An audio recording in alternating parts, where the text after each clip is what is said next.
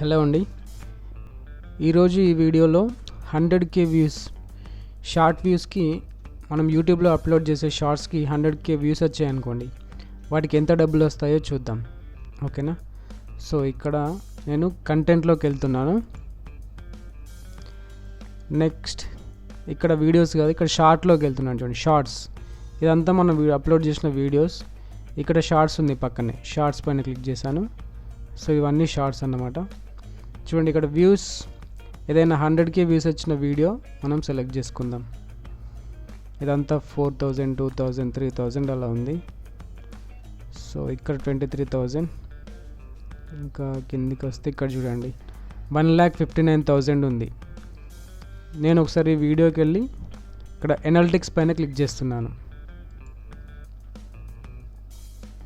చూడండి, 1,59,000 వ్యూస్కి మనకి ఎంత వచ్చింది?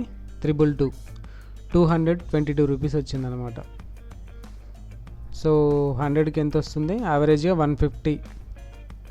సో ఇది 159K కదా. 100K అయితే 150 నుంచి 200 రూపీస్ వరకు రావచ్చు. మనం ఇంకొక నెక్స్ట్ వీడియో చూద్దాం. బ్యాక్ వెళ్తున్నాను. సో ఇలా కింద మనకి 1,59,000.